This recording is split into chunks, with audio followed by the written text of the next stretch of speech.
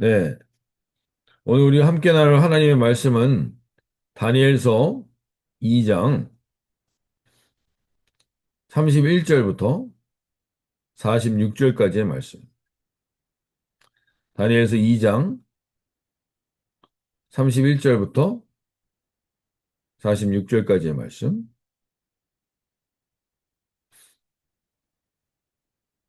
함께 우리가 같은 뜻을 세번역 성경으로 하나님의 말씀을 읽어드릴 때 하나님의 살아계신 말씀을 들을 수 있길 바랍니다. 임금님, 어떤 거대한 신상을 보셨습니다. 그 신상이 임금님 앞에 서 있는데 그것은 크고 그 빛이 아주 찬란하며 그 모습이 무시무시하였습니다. 그 신상의 머리는 순금이고 가슴과 팔은 은이고 배와 넓적다리는 노쇠이고 그 무릎 아래는 쇠이고 발은 일부는 쇠이고 일부는 진흙이었습니다. 또 왕이 보고 계시는 동안에 아무도 돌을 떠내지 않았는데 돌 하나가 난데없이 날아 들어와서 쇠와 진흙으로 된 그 신상의 발을 쳐서 부셔뜨렸습니다. 그때 쇠와 진흙과 노쇠와 은과 금이 다 부서졌으며 여름 타작마당에 겨와 같이 바람에 날려가서 흔적도 찾아볼 수 없는 것을 얻게 되었습니다.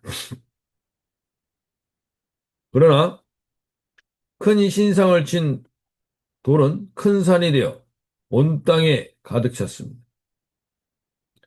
이것이 꿈인데 우리가 그것을 풀이하여 왕께 말씀드리겠습니다. 왕은 왕들 가운데 으뜸 가는 왕이십니다. 하늘의 하나님이 왕께 나라와 권세와 힘과 영광을 주셨습니다. 사람과 들의 짐승과 공중의 새를 그들이 어디에 있든지 왕의 손에 넘겨주시고 이 모두를 다스리는 통치자로 세우셨습니다. 왕은 바로 그 금으로 된 머리이십니다. 왕 뒤에는 왕의 나라보다 못한 나라가 일어날 것입니다. 그 뒤에 노쇠로 된 셋째 나라가 온 땅을 다스릴 것입니다. 넷째 나라는 새처럼 강할 것입니다. 새는 모든 것을 으깨고 박살냅니다. 새가 모든 것을 부서뜨리는 것처럼 그 나라는 문 나라를 으깨고 부서뜨릴 것입니다. 왕이 보신 발과 발가락의 일부는 토기장의 진흙이고 일부는 새였던 것이 같이 그 나라는 나누어질 것입니다. 그러나 하나님이 왕이 진흙과 새가 함께 있는 것을 보신 것 같이 그 나라는 새처럼 강한 면도 있을 것입니다. 그 발가락의 일부가 새이고 일부가 진흙인 것 같이 그 나라의 일부는 강하고 일부는 쉽게 부서질 것입니다. 왕께서 진흙과 새가 함께 있는 것을 보신 것 같이 그들이 다른 인종과 함께 살 것이지만 새와 진흙이 서로 결합되지 못하는 것처럼 그들이 결합되지 못할 것입니다. 이 왕들의 시대에 하늘의 하나님이 한 나라를 세우실 터인데 그 나라는 영원히 망하지 않을 것이며 다른 백성에게 넘어가지 않을 것입니다. 그 나라가 도리어 다른 모든 나라를 쳐서 멸망시키고 영원히 설 것입니다. 아무도 돌을 떠내지 않았는데 돌 하나가 난데없이 날아 들어와서 새와 노새와 진흙과 은과 금을 으깨는 것을 왕이 보신 것은 위대하신 하나님이 앞으로 일어날 일을 왕께 알려주신 것입니다. 이 꿈은 그대로 이루어질 것이고 이 해몽도 틀림없습니다. 느부갓네살 왕이 엎드려서 다니엘에게 절하고 예물과 향품을 그에게 주도록 명령을 내렸다. 음? 네. 우리가 지금 이제 다니엘서를 계속 살펴보면서 하나님께서 지금 우리가 살아가고 있는 이 시대에 모든 권세와 능력이 그리고 역사의 주관자가 하나님임을 다시 한번 우리에게 알려주시는 여정입니다. 저도 어제 잠깐 꿈을 꿨는데 그 꿈이 무슨 꿈인지 복잡한 꿈이었지만 잘 생각이 나지 않습니다. 느부갓네살 왕도 무슨 꿈을 꾸기는 꾸었는데 생각이 잘 나지 않았습니다. 근데 분명히 무언가가 있는 꿈 같아서 술사들에게 그 꿈을 내가 무슨 꿈을 꿨고 그 꿈에 대해서 해석을 하라고 하니까 그 술사들이 꿈을 알려주시면 해석하겠다고 합니다. 그러나 꿈이 정확하게 생각나지 않았던 느부갓네살 왕은 그 술사들에게 무조건 이걸 해석하지 못하면 다 죽이라고 명령을 합니다. 말쟁이들과 한낱 지식을 자랑하는 자들을 다 죽이길 원하는 거죠.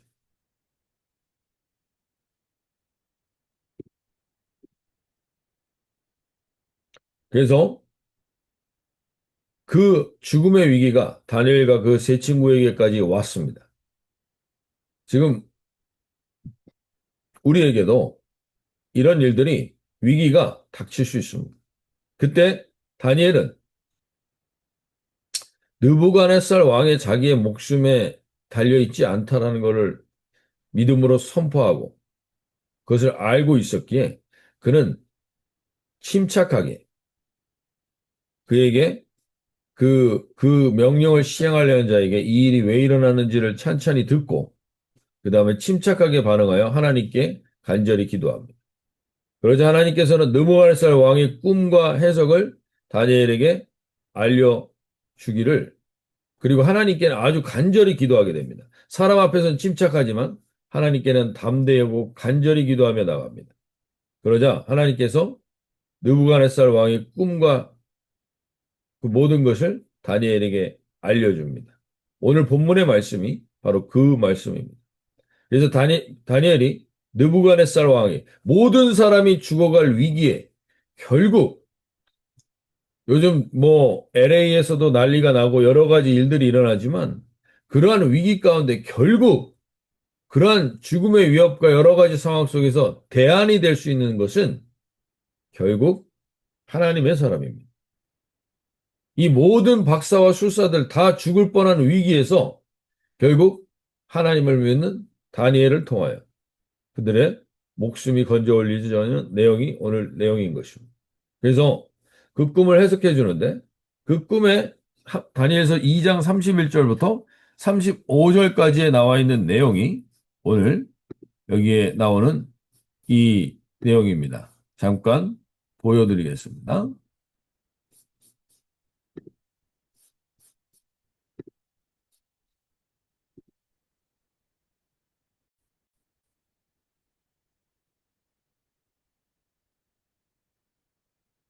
예. 이러한 신상이 서 있는 것을 보게 됩니다. 머리는 금이고 이 어깨와 몸통은 은이고 그 이후에 동으로 돼 있고 그 다음에 철로 돼 있는 두 다리와 그리고 진흙과 철이 섞여 있는 발가락 10개를 보여줍니다. 그리고 이 꿈에 대해서 명확한 해석을 또 해줍니다. 근데 이 꿈과 비슷한 꿈을 다니엘서 7장에 또 나옵니다. 그래서 우리가 7장과 연결해서 7장 때도 이걸 다시 한번 보여드리겠지만 우리가 왕이 이 일들이 일어날 것을 보여주고 이 신상을 보여준 다음에 다니엘서 2장 37절부터 해석을 해줍니다. 우리가 여기서 분명히 아셔야 될 게 하나님이 역사 속에 그 모든 역사를 하나님이 주관하시는 작정 속에 있다는 거죠. 하나님의 작정 안에 있는 것이기 때문에 우리가 오늘 하루를 살아가면서도 여러 가지 번민이 일어날 수 있지만 하나님의 계획이 반드시 오늘 우리의 삶에도 있다는 사실을 아셔요. 그래서 다니엘서 2장 37절에 이렇게 얘기합니다. 왕은 여러 왕들 중에 왕이시라. 하늘의 하나님이 나라와 권세와 능력과 영광을 주셨습니다. 그러면서 이 금으로 된 부분이 바벨론 왕, 이 금으로 된 머리가 바벨론 왕을 의미하고 그 바벨론 왕에게 하나님이 다니엘서 2장 37절 보면 나라와 권세와 능력과 영광을 왕에게 주셨다고 얘기합니다.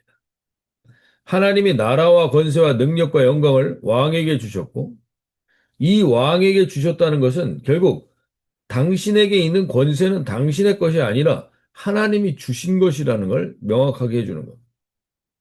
그래서 이 느부갓네살 왕이 하나님 앞에 권력에 대한 책임이 있다는 것을 암시해 주는 겁니다. 책임이 있다는. 이 모든, 그 다음 은, 동, 철, 이것은 메데바사라는 그 다음에 일어나는 나라. 그 다음에 일어나는 그리스 제국, 그 다음에 로마라는 나라, 그리고 열국의 시대. 이러한 모든 나라들의 시대에 하나님이 그 나라를 다스릴 수 있는 권세를 줬다는 겁니다. 책임이 있다는 겁니다. 책임이. 하나님께서 주신 권세에 대한 하나님 앞에 철저하게 결산하는 날이 있음을 기억해야 합니다. 그래서 이 권세가 절대로 교만하고 그 권세를 남용하게 되면 반드시 하나님은 역사 속에서 그것을 결산하시는 것을 우리는 계속해서 역사 속에서 보아왔습니다. 오늘 로마서 13장 1절에 보면 이런 내용이 나옵니다. 그래서 각 사람은 위에 있는 권세들의 복종하라. 권세는 하나님으로부터 나지 않음이 없나니 모든 권세는 다 하나님께서 정하신 바라. 이 땅에서 우리가 볼 때, 아, 저 사람은 대통령으로서 바람직하지 않은 것 알고 있고, 그런 사람들이 우리가 각 나라들마다 지금 일어나고 있고, 우리나라도 이제 새로운 대통령이 뽑혀서 어떤 사람은 마음에 들고 어떤 사람은 마음에 들지 않을 수 있습니다. 근데 중요한 건 하나님께서 그 권세들을 하나님이 주셨다는 사실. 그리고 그 하나님이 주신 권세에 복종하라는 것. 왜냐하면 결국에는 하나님이 결산하시는 날이 온다는 거예요. 하나님이 결산하고 처리하십니다. 하나님이 주신 권세였기 때문에. 그렇기 때문에 그들이 그렇게 잘못했으면 그것에 대한 대가를 치르게 돼 있다. 지금 뭐 LA에서도 난리가 났다고 하는데 이런 하나님과의 이 갈등 속에서 하나님 우리가 어디에 서 있어야 되는지 분명히 알게 해주시고 하나님이 세워놓은 질서와 권세에 우리가 복종하고 그 질서와 권세를 자꾸 우리가 거슬리고 그것을 싸우려고 할 때 오히려 더 하나님께서 하나님이 하실 결산을 믿지 않는 사람들에게 또 다른 어려움이 오는 것입니다.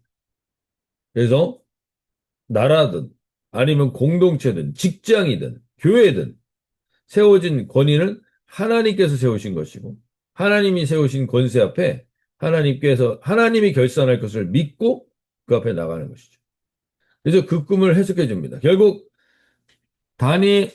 이 바벨론 왕은 가장 화려한 나라였고 금으로 가장 많은 장식이 있었던 나라가 바벨론 왕이었어. 바벨론 제국이었어. 근데 그 금 제국이 이제 무너지게 됩니다. 그리고 그 뒤를 이어서 메데바사라는 나라가 일어납니다. 그래서 두 팔이 있지 않습니까? 두 팔이 메데라는 나라와 바사라는 페르시아 두 나라가 합쳐져서 한 나라를 이루게 된 겁니다. 페르시아 제국을 이루게 되는데 이 나라는 은으로서 금보다 화려하진 않습니다. 그렇게 특별한 대단한 위엄을 자랑할 건 없지만 금보다 더 강합니다. 은이. 금보다 더 강도를 갖고 있는 존재로 등장하게 되죠. 그 다음에 또 BC 331년부터 168년까지 헬라 제국이 일어나게 되죠. 이 나라는 청동을 가장 많이 사용했던 나라가 그리스입니다. 청동을 가장 많이 사용했던 나라. 그래서 청동을 통해서 무기와 모든 걸 제조하면서 가장 강력함을 드러내게 됩니다. 근데 은동 점점 값어치에 있어서는 점점 떨어지죠. 그러니까 그렇게 나라를 지배하고 있었던 어떤 정신과 그런 것들은 바벨에 가장 큰 의미를 두고 있습니다. 그리고 나서 이제 로마라는 나라가 철로 나오는데 이 두 다리는 결국 로마라는 나라가 동로마와 서로마로 나눠지는 것을 예견하기도 한다고 얘기합니다. 어찌됐건 철은 동보다 더 강합니다. 점점점 더 강도가 높습니다. 이러한 나라들이 생기고 그러한 나라들이 이제 흩어지면서 이 로마라는 한 제국이 흩어지면서 결국 흙과 진흙과 철이 함께 묶여 있는, 흙과 철은 절대로 같이 할 수가 없습니다. 근데 같이 할 수 있는 것처럼 연합하지만 결국 다 나눠지고, 그리고 그 나눠진 나라들이 결국 여러 개의 이 세상을 다스리는 이러한 모습을 보여줍니다. 결국 로마까지, 바벨론부터 로마까지 한 나라가 완전히 세계를 지배하는 헤게모니를 가지고 있었던 나라였다면, 이제 열국 시대에는 헤게모니가 있긴 있지만 10개의 나라들이 나눠서 가지는 것처럼 이런 모습을 갖습니다. 그래서 이 모습은 다시 한번 다니엘서 7장에 또 등장합니다. 그때 다시 한번 또 말씀드리겠지만, 그래서 결국 보십시오. 이 역사는 지금 이 환상을 본 것은, 이 꿈을 본 것은 바벨론 제국 시대 606년부터 539년에 봤던 건데, 이 뒤에 일어날 일들을 미리 본 것입니다. 그리고 하나님은 그 본 환상대로 역사를 지금 이루어 가시는 것입니다. 우리가 이 세상을 살아가면서 세상의 권세들 앞에서 대단히 위축되거나 눌릴 때가 있지만, 절대로 세상은 그 세상의 권세에 의해서 다스려지지 않는다는 것입니다. 하나님이 이 모든 것을 알고 있습니다. 그리고 이 모든 것 안에서 우리는 하나님의 작정, 이 하나님의 작정이라는 건 절대 바뀌지 않습니다. 우리가 무엇을 하든 안 하든 바뀌지 않습니다. 그러나 하나님은 우리와 그러한 연합을 이루어가길 원하는 하나님의 섭리를 우리 인간들과 함께 이루어가길 원하십니다. 그래서 그것이 섭리 가운데 우리의 자유의지가 역사를 하는 겁니다. 우리의 자유의지를 통해서 이 섭리를 통하여 일어나는 하나님, 우리를 역사 속에 참여시키길 원하시는 부분이 있다. 그래서 그렇게 하나님이 이끌어 가시는 이것을 보게 되고 미래가 예견되어 있다는 것이죠. 오늘 우리가 믿고 있는 하나님이 누구인지 분명히 알아야 합니다. 하나님은 하나님의 말씀이 약속하신 대로 그 일을 다 이루신 분이라는 사실입니다. 이 일이 실제로 역사 속에 다 일어났던 일이라는 겁니다. 오늘 그렇게 우리에게 하나님이 주시는 이 하루도 하나님이 그냥 우연히 주신 하루가 아니라 이 하루에 하나님이 우리를 통해서 이루실 일이 있다는 사실을 아는.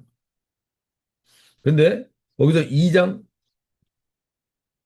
45절을 43절, 44절을 보시면, 이 여러 왕들이 시대에 하늘의 하나님이 한 나라를 세우시리니, 이제 하나님이 한 나라를 직접 세우시는데, 이것은 영원히 망하지도 아니할 것이요, 다른 나라들은 다 망했습니다. 세상의 모든 권세는 다 망했고 다 나뉘어졌습니다. 지금 이 세상에서도 자기가 권세 있는 것처럼 그렇게 힘을 부리고 자기의 의도로 전쟁을 일으키고 이랬던 모든 나라들 반드시 결산하는 날이 옵니다. 심판하는 날이 옵니다. 하나님이 주신 권세를 함부로 사용했기 때문에. 그런데 영원히 망하지 아니할 나라가 등장합니다. 영원히 망하지 아니할 나라. 그것은 그 국권이 다른 백성에게 돌아가지도 아니할 것이요. 도리어 이 모든 나라를 쳐서 멸망시키고 영원히 설 것이라. 근데 그 나라가 어떻게 등장하느냐? 45절에 보시면, 손대지 아니한 돌이 산에서 나와서 새와 놋과 진흙과 은과 금을 부서뜨린 것을 왕께서 보신 것은 크신 하나님이 장래일을 왕께 알게 하신 것이라.